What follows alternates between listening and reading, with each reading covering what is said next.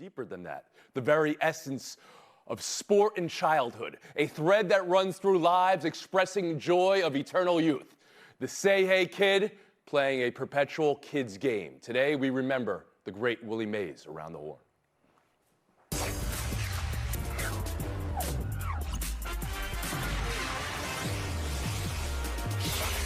The scene in Birmingham, Alabama today, Rickwood Field, site of Major League Baseball's celebration of the Negro Leagues this week, where the presence of Willie Mays already loomed so large, his hometown, his start in the game, and now it's all-encompassing. Sadness, grief, gratitude, appreciation, awe. News of the passing of Mays announced over the loudspeaker last night. Surreal, the words our Clinton Yates, there on assignment, used. Kevin Blackistone, I'd imagine there are not many athletes you've observed and covered in your career that have as massive impact on sports and culture as Willie Mays. Please, your thoughts. You know, I only wish I had lived in a National League city rather than an American League city, so I could have had the opportunity to actually see Willie Mays, to see his greatness. I mean, my father always said that he was the greatest ball player he had ever seen.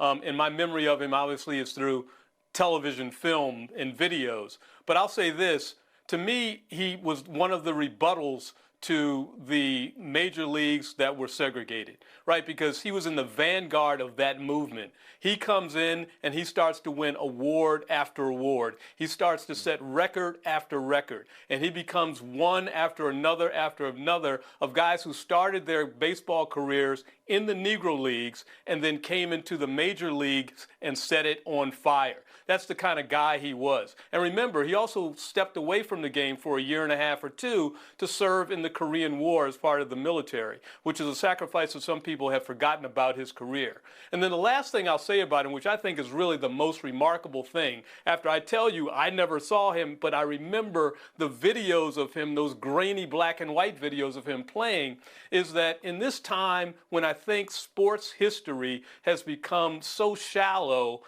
Willie Mays broke through that. Just a week or so ago, when Cam Cannarella for Clemson made a great over-the-shoulder catch to help beat Florida in the college baseball playoffs, the first thing anybody said was it was a Willie Mays-like catch. That catch was made in 1954, and still the greatness of Willie Mays is able to break through people's memories. Ramona Shelburne, I'll turn to you now on how a young player yourself playing the great sport. Remember Willie Mays, the legend. I mean, Kevin, I'm so glad you brought up the catch. That's in the 1954 World Series. And like, as an outfielder, we all tried to do the Willie Mays catch. Like that was that was something you like aspired to. You know, in tennis, you hit the ball through your legs as you're going. The Willie Mays catch is like the best catch you could possibly ever make. And that's for somebody who, I grew up in the 80s and 90s, but I still think people growing up now, if you make a Willie Mays catch, everybody knows what that is. And so I think one of the reasons what I always saw him is, you know, his size, speed, athleticism, grace, elegance. But he also he was never fazed by any of the pressure. I mean, this is a guy who started his career. He gets put in there at number 3 in the batting order. Starts off his career 1 for 25. 1 for 25, then comes back I'm not sweating anything. And can you imagine what the newspapers were saying back then, or the pressure he was under? Comes back, wins Rookie of the Year, helps the Giants overcome a 13.5 game deficit in the standings. I mean, this guy was just so unflappable because of his grace, his elegance, and who he was as a person. That's why that catch is so amazing, because he just catches it and turns and throws. Like there's no sweating. There are some who tell you the throw was just as impressive as the catch. The great play. Anyone know who hit the 100%. Ball? Vic Wirtz is the name of the great who hit it. How far did that ball go? About 450 feet, because in the Polo Grounds, it was 483 into that pocket in center where he caught it. Wow. Israel Gutierrez, you started in this business covering baseball, and how you remember the legend of Willie Mays. Well, he was always sort of this mythological athlete, more so even than Babe Ruth, because he sort of stood the test of time. The era that he played in, you know, there obviously, as we mentioned, there was the race barrier had been broken. And the crazy part is that there's a couple of players that kind of remind me of Willie Mays over the years. You think of Ken Griffey Jr., right? People say, like, to me, Ken Griffey Jr. was the most fun baseball player to watch, seemed like the most natural player. They said he was Ken Griffey Jr., but better. And that, to me, was mind-blowing. And then when you get to the portion of Barry Bonds' career where he was in San Francisco and the connection with Willie Mays, really bringing him back to sort of today's era of baseball and letting you recognize just the amount of crazy numbers that he had, and doing it in a gigantic ballpark that if it would have been any smaller, he would have had, 700, 800 home runs, who knows. He was just he's one of those guys that, just like I said, stands the test of time. So glad, so lucky to have had him with us for all these years. Just, to me, baseball's greatest player. And Bill Barnwell. Really, Willie Mays feels like the beginning of modern baseball, a player who was young enough to play in the Negro Leagues and then in an integrated league become the best player in baseball and be lauded that way by a white audience watching Major League Baseball. And I mean, the thing with Willie Mays when you watch him is he made things look so easy. But let's remember, this was not an easy life Willie Mays had to lead, even at the peak of his fame. Remember, this was a guy who couldn't stay in the same hotels as his teammates early in his career, who moved to San Francisco and had a brick thrown through the window of his house by his neighbors because they thought he was going to bring the property value down in the neighborhood he had moved into. Willie Mays, of course, it feels like so long ago, and yet it does feel more modern. It does feel like this is a case where Willie Mays, is someone who created so many opportunities. I mean, Barack Obama came out in the New York Times obituary for Willie Mays. Yep. There was a quote from Barack Obama saying, basically, I don't know that I would have been elected president were it not for you and Jackie Robinson changing attitudes. So, I mean, this is a player who transcends baseball, who transcends sport, an American icon, someone sorely missed. Clinton Yates is in Birmingham. His column filed hours before Mays' passing. Had a conversation with Willie Mays' son. It's a must-read. Again, for this to be happening this week with everything and the celebration of the Negro Leagues is just a surreal moment. One thing Clinton wrote poignantly, how Willie has everyone gathered for the Negro Leagues in Birmingham this week and beyond in spirit. Willie Mays is everyone in spirit, because you can extend this to so much further. I spent much of yesterday and today texting all the elder panelists and columnists and all of our friends. Who was your favorite ball player? Woody Page, Willie Mays. Bob Bryant, absolutely, Willie Mays. Tony Kornheiser, my idol, Willie Mays. Everybody's favorite. The word icon gets thrown around often, too much probably, because people can accrue accolades and reach a certain level, 660 home runs, championships. It's more than things done. It's how the things done made other people feel. There were songs about Willie Mays. There's the video of him playing stickball in the streets of New York with kids and neighbors. There's the video with Vin Scully 6 decades later. Scully's just giggling, being around Willie Mays. Willie made nearly a century of sports fans feel like a kid. What power. What a feeling. The essence of sports and life, Willie Mays. Wow. Not easy to transition to a game story after that, but we will, because the games make us feel great. And last night, how the Oilers staved off elimination and now gave us a great series in the Stanley Cup Final, dragging the Panthers back to Alberta. The heater Connor McDavid is on, back-to-back 4-point games while facing elimination, is historic. His second goal, the empty netter after Tkachuk had the save, we're going to get to that in a second. How Florida could not hoist again with the cup in the building.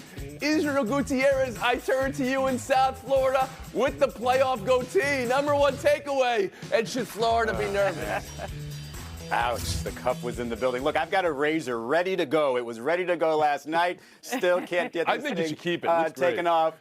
I think part of the problem, I would say, is maybe don't give up a shorthanded goal to start off the game. They did that in back-to-back games here, and that's the problem that I see. Edmonton has found a way to deal with the Florida forecheck, has found a way to deal with their physicality through the first two periods. If you go back and look, the third period has still been the Panthers' period, but in the game 4 they fall behind early. In this one they fall behind 4-1, almost come back. But that's been their issue here. They've been able to maintain and stay and play their game in the first two periods, Edmonton has, and then just Florida takes over in the third. But these last two games, they've been showing their strengths, they've been showing their ability, their speed. They look so much faster than the Panthers. They are so much faster. It's not just looking. So should the Panthers and hope be nervous at the risk here of going to Edmonton right now in what was a 3-0 series, 3-2.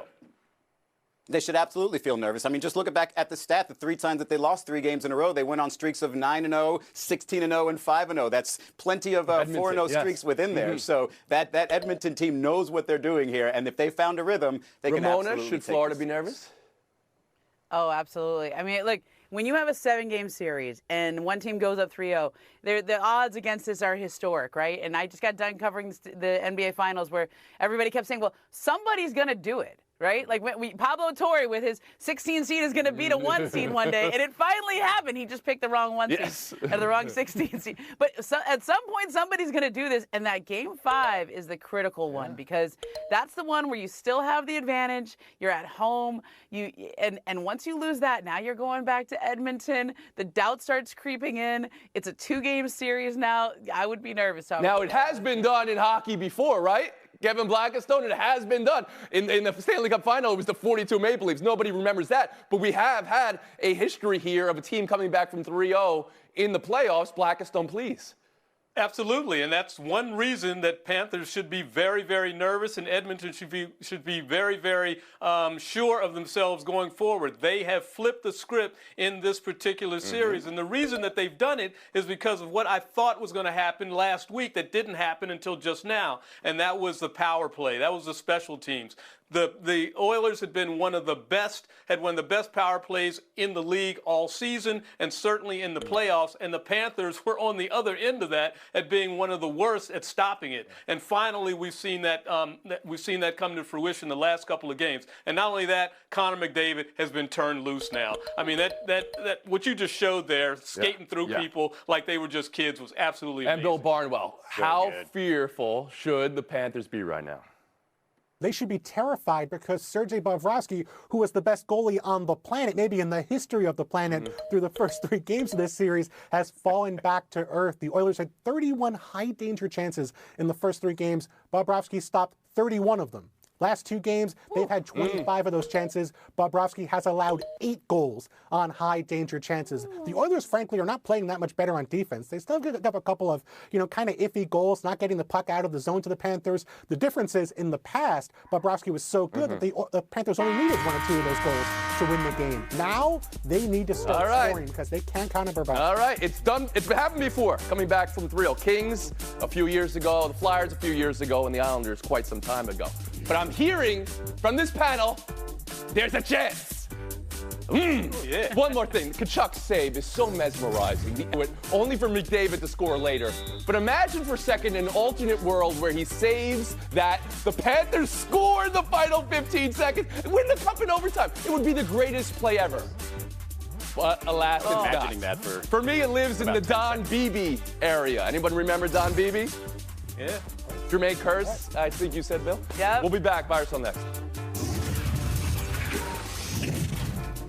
NBA news today. Kind of a stunner out of nowhere. Detroit firing head coach Monty Williams with 5 years, $65 million left on his deal. Ramona, what does it mean? How do you view it? This should have come a couple of months ago. There's no reason that if this was an ownership level decision, as Adrian Wojnarowski reported, that they shouldn't have made this decision before they went and got Trajan Langdon to be their new president of basketball operations, before they got poor Fred Vincent to go sign a contract to be the assistant coach there. The fact that they let Monty Williams hang out there for 2 months thinking that he had this job after he had said to them the year before, my wife has cancer. I don't want to coach this year. And they just kept throwing more and more money at him and saying, trust us, this is going to be good. And then they go and do this. That is a heartless move by the Pistons organization. And if I'm Trajan Langdon, I'm looking around going, what is going on? Okay, he is being paid $65 million to not coach the Pistons. Is Drew Gutierrez? Yeah, if he didn't want to be there, I hate to say this, but it kind of showed. I watched a lot of Pistons games last year, and they weren't a very well-coached team. Even for a young team, I know he was put in a difficult position, but that was kind of why they threw all that money at him, to be a nurturer, to help these young players develop and grow, and there was nothing really happening there. His offense made life really difficult for Cade Cunningham, and what it sounds to me like is they were trying to figure out a way to not waste that money, to try to figure out a way to keep Monty, and it just turns out, hey, not going to happen. Kevin Blackistone. Nothing has happened in Detroit for about the last 15 years where they put together the worst record in the NBA, and they expected Monty Williams to come in and turn it around in just one season with that roster? Come on, give me a break. That was a horrible decision. You need to have some patience. You got a guy in there who has been close to the mountaintop in the NBA. Give him a shot. That was no shot at all, a waste of money. And if I'm a Detroit Pistons fan, I'm tearing up my tickets for a few years. And Bill Barnwell. It's an indictment of ownership. How can you go out last year for a coach, as Ramona said, did not really want this job to begin with, pay him over the odds to get him into town, and then after a year with one of the worst rosters on paper in the league, even though they played poorly, even though this was not a well-coached team necessarily, decide after 1 year you're done and you're going to eat $65 million over the rest of this deal? I mean, that's money you could have put to so many other things in your organization. Just speaks to how haphazard this is being run, that your opinion can change so much in 1 year beyond Trajan Langdon. This is an indictment of ownership, not just the people below the ownership. Ramona, does Monty Williams still want to coach? There are other teams that may be hiring. Yeah. Look, when the Lakers first started their coaching search, I think there was some idea that they would wait to see what happened with Monty Williams in Detroit. But they're already down the road with a couple of candidates. They've done so many interviews. And I think for Monty, he didn't really want to coach last year, and he coached. So I think now you got to process this and take some time before you decide whether to leap into any kind of new situation. Although the longer it takes, the more there's a chance. More news today. Buy or sell two, WNBA news of the day, and it's brutal. Cameron Brink officially torn ACL. This was tough to watch. The fears realized today for the LA Sparks. She's out for the year. Ramona, your reaction to this? I'm really bummed. She's been such a bright spot for the Sparks this year, for the league this year.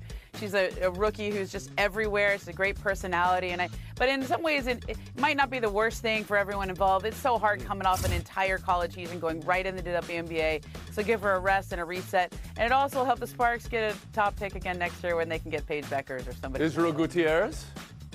Yeah, no pun intended, but she was such a spark for the league and in this rookie class. I will say, though, if this had happened, she's played a lot of basketball. If this had happened to another rookie that people like to talk about, the headlines would be Clark played too much basketball, responsible for knee injury. Yeah. So maybe in the future we talk about maybe getting some more of a gap between their college season and the pro season, and with an Olympic year as well. And she's on the roster for the Team USA 3-on-3. Kevin Blackistone on Brink's lost season now. Yeah, I mean, it's a bummer, of course. It's a reminder that injuries happen. It's also a sad reminder that for whatever reasons, and science hasn't quite figured it out, that women athletes, particularly in basketball, suffer ACL injuries at a rate 6 times greater than their men counterparts. And in the WNBA, 37% of the knee injuries are ACL injuries. It's a horrible, horrible thing, and hopefully we can find some way to protect the women. And Bill Barnwell? Disappointing not just for the WNBA situation, but also in advance of the Paris Olympics, where, as you said, she was going to be on the 3x3 team. Maybe one of the bright spots, a few bright spots coming from this. Her teammate Dearica Hamby has been playing at a high level, leads the WNBA in rebounds. Maybe an opportunity for her to come in and take Brink's place on the 3x3 team. Ramona Shelburne, Kevin Blackistone, thanks for your time today. Israel Gutierrez, Bill Barnwell. That's our showdown. Next.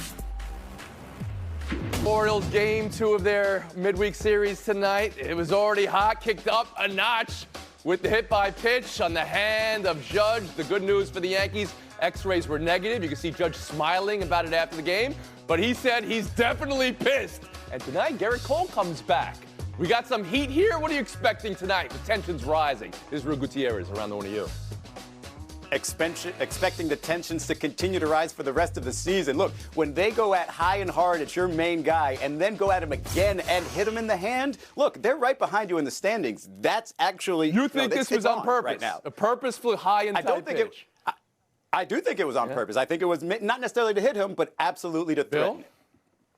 I don't believe it was on purpose. I don't believe the Orioles are on the Yankees level right now. Yankees 50-24 without Garrett Cole, their Cy Young candidate. ERA under 3 from their starters. I think they're head and shoulders above the Orioles. Head and shoulders above the team that won the division last year? I don't know about that. It's this year. We'll move on. All the drama in baseball in the 9th inning last night. So the Phillies walked off the Padres. Brewers got a home run robbery to beat the Angels.